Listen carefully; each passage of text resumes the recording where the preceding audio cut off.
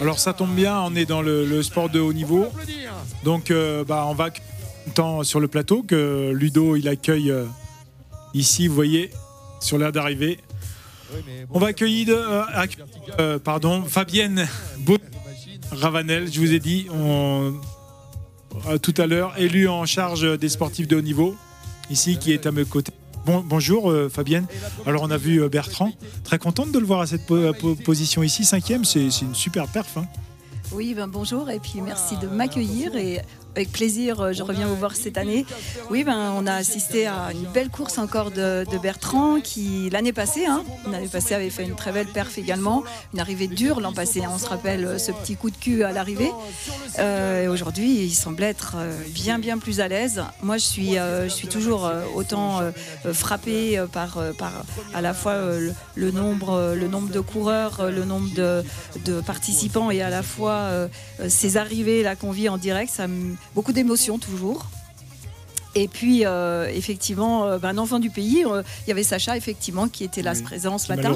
Malheureusement, un petit coup de moins bien. Hein. Bon, vous l'avez dit, c'est la réalité de la vie d'un coureur, d'un sportif. Il faut accepter ça. Donc, il prépare d'autres objectifs également.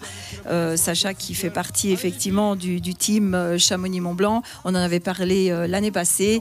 Et c'est important de resituer quand même les coureurs chamoniards et de la vallée dans leur environnement. Voilà. Oui, c'est vrai, on va parler de haut niveau avec vous, hein. Notamment on va parler de trail, de haut niveau. On s'était vu l'an passé, on peut faire un petit bilan justement par rapport à cette politique que vous avez mis en place. Donc on a vu, il y avait Sacha, il y a d'autres athlètes, et pas facile. Hein. On a vu hier Pierre Saget, justement, on parlait de suivi sur la santé. C'est quand même une pratique assez difficile, assez contraignante, et on a des hauts débats. Hein. Oui, bien sûr. Alors, la première chose, je pense qu'il faut faire, c'est resituer un tout petit peu le trail, peut-être le trail dans la vallée, le trail dans l'univers, on va dire, du monde sportif. L'avènement du trail partout, et notamment en France, et dans les pays français, en tout cas, c'est exceptionnel. Donc, resituer le trail, pour moi, c'est important parce que je crois qu'aujourd'hui, les gens pratiquent parce qu'il y a cette envie, cette motivation de venir découvrir des paysages, découvrir des régions. Et je crois que c'est important de resituer ça. C'est-à-dire qu'on bénéficie aujourd'hui de l'engouement du trail. Ça bénéficie à énormément de villes, énormément de pays. Je crois qu'il ne faut pas vouloir lutter contre ça. Courir est un phénomène normal, on se rappelle de ça. L'homme court depuis la nuit des temps. Ça, c'est important de le dire aussi parce que l'homme court et courir, c'est essentiel. Et courir, c'est d'abord la survie. On se rappelle de ça, la cueillette, chasseur. Il fallait courir pour survivre. Après, on fait référence aussi souvent au livre de Chris McDougall. Voilà, qui vous en souvenez dans ce récit incroyable de cette tribu d'Indiens. Les Tarahumara. Exactement. Ce livre est exceptionnel parce que là, on se rend compte vraiment de l'importance qu'est la course à pied et qu'au final, on se dépasse, on se surpasse. Et je crois que l'homme est capable de faire des choses inouïes, comme c'est arrivé qu'on vit en direct. Il est rapide, en tout cas. Alors, je ne sais pas si l'image est accélérée. Mais c'est vrai que vous parliez du livre de Chris McDougall qui a été un effet boom sur la pratique du trail. Après, il faut aussi apprendre parce qu'on a été chasseur-cueilleur, il est vrai. L'homme est-il fait pour courir? Oui. Après, aussi avec des étapes. Et courir par étapes, on a tous un potentiel, on a été aussi un petit peu sédentaire, on s'est sédentarisé, donc ça veut dire aussi qu'il y a des étapes à passer et c'est vrai que le sportif de haut niveau, on voit tout de suite s'il y a du potentiel ou pas derrière, qu'il faut le travailler et il est vrai que vous vous souciez de ça aussi. C'est clair, le potentiel effectivement, il y en a chez chacun d'entre nous, après effectivement étape par étape et c'est là où je voulais venir car on voit le trail évoluer, on en parlait tout à l'heure. le trail évolue, on voit des coureurs, des nouvelles têtes, hein, vous le disiez vous-même, arriver. Pourquoi ? Parce qu'au final, le trail devient petit à petit, sort un petit peu des chemins. Au final, on a vu le trail exploser hein, dans les années 2003 avec l'avènement de nouvelles courses et des grandes courses. Hein. Aujourd'hui, le trail explose partout. Dans la vallée, notamment, eh bien, le trail n'est pas nouveau. Hein. On l'avait dit l'an passé, 1978, le premier cross du Mont Blanc. Il faut s'en souvenir quand même, 1978, c'était la première course de montagne au final. On courait à une allure de dingue sur des chemins et au final, on n'appelait pas ça du trail, on appelait le cross du Mont Blanc. Hein, c'était un cross. Il y avait des termes athlétiques en fait hein, qui étaient donnés, c'est-à-dire que le trail, on en faisait sans le savoir. Et c'est vrai qu'on appelait ça cross parce que c'était le terme approprié. Alors, je vous quitte juste un petit instant parce qu'il y a l'arrivée, vous voyez, de la première féminine. Donc, vous voyez ici qui va bifurquer vers bientôt le sentier arrivant vers Plamplara. Donc, Maïté Mayora, mais j'ai eu l'impression qu'elle avait été doublée par Ingrid Kaspersen, la Norvégienne. Alors, on va surveiller parce qu'a priori, il y aurait eu du changement entre les deux premières femmes et Ingvild Kaspersen aurait doublé Maïté Mayora entre, vous voyez, Trélechant, La Flégère et donc entre La Flégère et Plampras. Donc on a vu des images tout à l'heure d'une féminine et ce serait Ingvild Kaspersen qui serait en tête et qui devrait déboucher dans ce sentier pour la victoire. Alors, on parle de féminine, justement, on va voir l'arrivée de la première. Vous avez aussi une politique vers les femmes et le haut niveau. Bien sûr, eh bien, les femmes, bien sûr. Et les femmes sont des vraies battantes, hein, on s'en aperçoit. Hein, et regardez les premières féminines. Là, Axel Mollaret. Attention, ça rigole pas, elles sont pas loin. Donc la politique globale de la mairie de Chamonix, ça fait très longtemps qu'on aide les sportifs de haut niveau. Hein, très très longtemps. Pourquoi ? Parce que ça fait partie de notre ADN et puis c'est notre devoir d'aider les sportifs vers l'accession au haut niveau. Il faut juste savoir que le haut niveau, eh bien, par quelques sports que vous connaissez, qu'on apprécie, que sont le foot, le tennis ou le golf, il faut savoir que la plupart des sports se pratiquent vraiment d'une façon sans rémunération, hein, on va dire. Donc c'est très dur pour des sportifs de haut niveau. Dans le ski, par exemple, hein, il faut savoir que la France, aujourd'hui, un sportif de haut niveau donne beaucoup et il faut soutenir nos athlètes. Donc c'est vrai que des disciplines comme le trail, par exemple, sont tout à fait amateurs. Hein, ça reste de l'amateurisme total. Donc ce sont des gens la plupart du temps qui doivent vivre à côté de ça.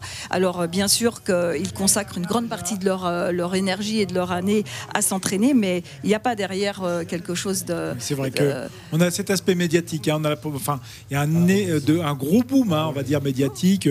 Aussi, les marques l'ont bien compris, c'est très bien. Et ils supportent aussi hein, les athlètes, c'est-à-dire ils les aident, ils les accompagnent. Bien sûr. Après, il est évident que dans les courses, on ne gagne pas beaucoup d'argent. Par exemple, parce que les gens pensent, genre le Grand Raid, ils pensent gagner de l'argent. Le premier du Grand Raid gagne 1 000 €. Donc vous voyez, c'est des sommes dérisoires.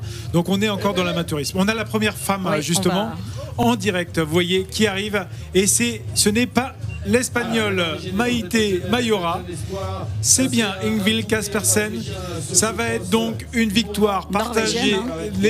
La Norvège va être grande gagnante aujourd'hui, aussi bien chez les hommes.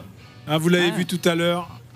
Et avec les femmes, avec l'arrivée de Ingvild Kaspersen, il faut aller sur l'aire d'arrivée. Hein.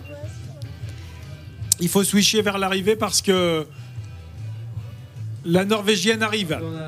Elle arrive sur le site de Plampras. Donc, c'est ça les joies du direct. La Norvège, hein, une terre, une terre de skieurs, une terre également, on va dire, de chasseurs, hein, une terre avec un énorme territoire, des gens qui sont très proches de la nature, et puis avec une passion, le ski de fond quand même. Hein. On faisait allusion tout à l'heure au ski nordique, parce qu'effectivement, énormément de coureurs de ski de fond, hein, de ski nordique, tout naturellement se tournent vers le trail, parce que ça fait partie de l'entraînement du skieur de fond. Donc je suis pas étonnée ici de voir aussi des Norvégiens, des Russes, parce oui, que il faut voir aussi toutes ces nations qui aujourd'hui peut-être le trail a peut-être pas explosé comme chez nous en France, mais par contre on voit qu'il y a des sportifs de très haut niveau là qui sont présents et de tous les pays. Oui, c'est vrai que ça permet aussi de faire des saisons un peu plus complètes, c'est-à-dire de conserver la forme. Ouais. Alors après, il faut pas se tromper d'objectif. Vous le savez. Attention, pas préparer l'été parce que ça, on peut aller au casse-pipe, mais on sait que maintenant, on sait gérer ces choses-là, mais c'est souvent après une carrière de fondeur. Oui, tout à fait. Et puis c'est vrai que ça permet de conserver un état de forme, de conserver aussi, surtout, le plaisir de pratiquer. Voilà, on en vient ici parce que, au final, pourquoi on court ? On court aujourd'hui parce que c'est un plaisir. Et je crois qu'aujourd'hui, même tous les sportifs de haut niveau et les trailers en particulier, pourquoi on s'acharne ? Pas pour l'argent. On a envie de se dépasser, mais c'est parce que c'est une envie. C'est une envie, puis ça va au-delà, je crois, aujourd'hui. Et c'est pour ça que je rebondis aussi un petit peu là-dessus. C'est une envie, c'est un partage aussi. Et je crois que ça, c'est important parce que notre team aussi, c'est un partage. C'est un partage d'expérience. Un partage d'expérience de sport de haut niveau. Et c'est un petit peu l'éthique même de ce team Chamonix, c'est de regrouper tous les sportifs de haut niveau qui sont aujourd'hui nombreux. On en a. Vous en avez combien justement? Ça ne cesse de monter. Ouais. Donc le team c'est 24 personnes, mais ça ne cesse de monter. Il y a l'arrivée de la féminine. Oui. Combien de personnes vous dites dans le team? On a 24 jeunes sportifs de haut niveau, mais il y a une. Et combien de trailers? Il y a une pépinière. Alors les trailers, Sacha bien sûr, Sacha De Villas qui est notre représentant, mais on a du ski alpinisme qui va arriver, on a puis d'autres trailers, mais il faut une certaine maturité quand même pour le trail. On ne peut pas. Alors arrivée de la première féminine, on a eu un Norvégien. Vainqueur de ce Cross du Mont Blanc 2015, on va avoir une Norvégienne vainqueur également du Cross du Mont Blanc. Et regardez, elle était à un moment donné 4e de la course, assez éloignée, toute jeune, oui. Vous faites bien de faire la remarque, c'est vrai. Et on en parlait à intergénération, et puis on voit mûrir maintenant, voilà, et Ingvild Kaspersen qui en termine ici le Cross du Mont Blanc et qui va terminer dans un très joli chrono, avec moins de 2h30 certainement. Superbe. Et qui a doublé en fait Maïté Mayorja et puis aussi bien Axel Molaré et Anne-Cécile Delchini. Donc on va évidemment attendre Maïté, Axel Molaré et Anne-Cécile qui va, comme Raymond Fontaine, va terminer 4e. On va dire malheureusement pour la Réunion, on aurait préféré avoir des podiums, mais voilà, c'est la compétition aussi. Parce que souvent, on parlait de plaisir, on parle de plaisir, et les gens disent, voilà, j'aime aller dans la montagne. Bon, je ne sais pas si on va faire l'interview parce qu'on l'aura après, mais les gens disent, je me fais plaisir parce que je vois les paysages, je vais dans la montagne, le trail, c'est le plaisir, c'est profiter de tout. Puis on les voit quand même dans la compétition, ils ne regardent pas beaucoup le paysage, ils regardent surtout leurs pieds, puis ils souffrent. Donc on peut trouver certainement aussi du plaisir dans la souffrance, mais il faut quand même dire aux gens qu'on peut aussi se faire plaisir en faisant de la compétition d'un point A à un point B. Il y a du monde, on est avec du monde, on partage. C'est ça aussi. Tout à fait. De toute façon, il y a du plaisir. Oui, la deuxième fille qui arrive... Très proche les filles. Oui, Maïté en fait elle a doublé entre la flégère et puis l'arrivée, mais Maïté, puis voilà Anne-Cécile Delchini, la quatrième, voilà, qui doit être déçue, un peu comme Raymond, mais l'arrivée de la deuxième féminine, Maïté Mayorja d'Espagne, qui a le sourire, elle est contente d'en terminer. Elle a mené pratiquement toute la course, et puis elle s'est fait doubler sur le final, mais elle fait une très belle course. Elle est toute jeune devant la Norvégienne. Oui, elle paraît. Et c'est vrai que Maïté, c'est une femme d'expérience qui a énormément couru, gagné des grandes classiques. Mais voilà, toujours respectueuse, vous voyez, c'est ça qu'on aime bien. Et oui, c'est ça qu'on aime bien. On partage les émotions à la fin. Voilà, je crois qu'aujourd'hui, de toute façon, on en est là. C'est pourquoi on pratique, parce qu'on partage des émotions. Alors oui, dans la douleur parfois, parce que partager une émotion, c'est aussi des fois de la douleur.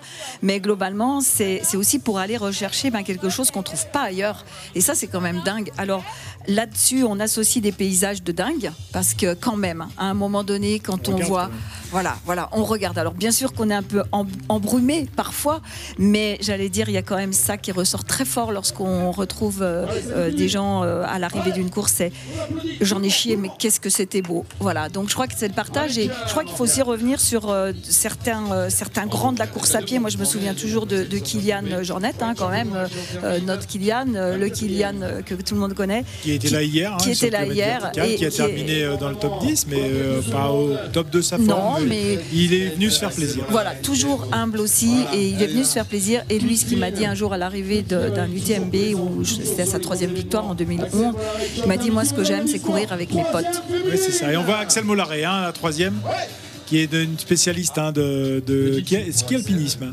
Mollaret, c'est un grand nom aussi, Mollaret. Hein. Il a créé beaucoup de sentiers à La Réunion. Donc, et c'est vrai que c'est des grands noms de la montagne. Et Axel, voilà, aussi une toute jeune, hein, Axel, mais maintenant qu'il a quand même pas mal d'années d'expérience. Et puis on va attendre Anne-Cécile Delchini aussi. Et vous parliez de Kylian, c'est vrai qu'il a fait du bien aussi à la pratique du trail running. C'est aussi ce pouvoir de détachement, hein, de ce côté d'être passionné, hein, pas uniquement sur le côté performance.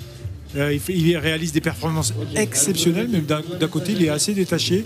Bien et sûr. c'est tout naturellement voilà, qui pratique. Donc, c'est vrai qu'aussi, il ne faut pas prendre d'exemple, hein, sur lui, parce que c'est un exemple exceptionnel. Hein. Il a un talent exceptionnel. C'est une personne exceptionnelle. Voilà, je crois qu'aujourd'hui, les gens ont compris. Hein. Je crois que Kylian, c'est quelqu'un qui est assez intouchable, mais il pratique pour lui, et je crois qu'il est donneur de leçons aussi quand même, mais pour que ça serve à tout le monde. C'est quelqu'un qui aime partager. Et je crois qu'effectivement, prendre exemple, oui, parce que c'est quelqu'un de bien. Et par contre, effectivement... Sur le point de vue sportif. Mais bien sûr. Mais par contre, voilà, je crois que non, les courses, vous savez, on parle des courses. Pourquoi l'engouement du trail? Pourquoi tant de courses? Certains vont dire, les détracteurs du trail vont dire, arrêtons de faire des courses, il y en a trop. Mais non, au final, c'est un besoin. S'il y a tant de courses, c'est parce qu'il y a une demande. Regardez, dans la vallée, qu'est-ce qui s'est passé? 78, le cross du Mont-Blanc. Le cross du Mont-Blanc qui a duré qui continue, hein, oui, qui est toujours là, au top 2015, voilà. Vous êtes toujours présent. Le marathon, le 80, on rajoute là-dessus l'UTMB, on rajoute le tard et le petit tard. Ce sont de multiples courses, et c'est quoi? C'est une vallée aujourd'hui qui se dit aussi une vallée du trail, mais c'est une vallée, et c'est plusieurs vallées comme ça dans la France. Et s'il y a tant de courses qui se développent, c'est pas parce que les organisateurs veulent faire du blé, ou parce que... Non, c'est pas ça. C'est parce qu'il y a une demande, parce que les gens veulent justement plusieurs formats de courses. Vous parliez tout à l'heure, étape par étape. Eh bien, c'est ça aussi. C'est je commence sur un 10 km, je commence un 10, je vais sur un 23, je vais ensuite sur un 42, et puis je m'attaque un peu à la montagne. Et ça s'apprend. D'ailleurs, on le voit bien ici à Chamonix, les gens viennent apprendre la montagne. Pardon. Non, on sent la passion. Hein. Interview de la première femme. On espère avoir du son. Race and beautiful environments, and I really loved running here. It's my first time in Chamonix, so it's fantastic. I love it here. I imagine that you don't believe about a victory today. If I believe. About a victory, about your win. Yeah, I just actually it was really surprising. So it's really strong runners here, and I'm really happy. Elle ne se voyait pas arriver première aujourd'hui, c'était une course très difficile, et pourtant elle est très très heureuse, très très contente de remporter la course. Last question. You can imagine that you come back on the race to run marathon next year? It's possible, but I really want to come back next year, so we'll see which distance I'll run that. Voilà, c'est probable qu'elle revienne l'année prochaine, elle ne sait pas trop encore sur le format, hein, si ça sera sur le cross ou le marathon. En tout cas, on peut l'applaudir très très fort puisqu'elle prend la première place. Voilà, donc interview, excusez-moi hein, Fabienne, on vous a coupé, mais interview de la première féminine, bon... Il fallait parler anglais et pas être trop sourd, mais ceci dit, on a bien compris que c'était quand même difficile. C'est les joies du direct, et c'est bien de les avoir en direct, parce que Bon, c'est aussi ça, hein, les problèmes techniques, mais oui. on a réussi à avoir ses premières impressions et c'est ça qui est le plus important à Chaux. A priori, c'est pas ce qu'elle va faire l'année prochaine, si elle va continuer à faire du kilomètre vertical le Cross du Mont Blanc, monter plus haut, c'est-à-dire certainement le marathon, mais ça veut dire qu'on pourrait la revoir ici sur le marathon du Mont Blanc, ça serait chouette. Hein. Oh oui, ça serait chouette. Hein. Moi, je suis ravie de voir. On sait que le trail, c'est quoi? C'est 20% à peu près de femmes, à peu près. Ça reste un petit peu dans cet esprit-là, mais par contre, on voit énormément de femmes aujourd'hui qui courent et qui courent en ville, qui courent sur tout chemin.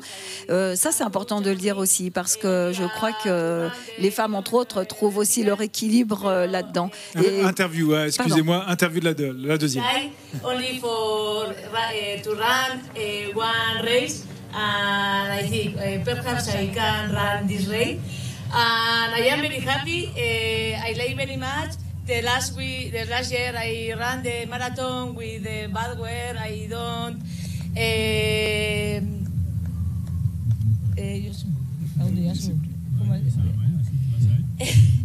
Que no disfruté. The last week for me was a very bad race, and this year I look at the mountain, I enjoy with the race.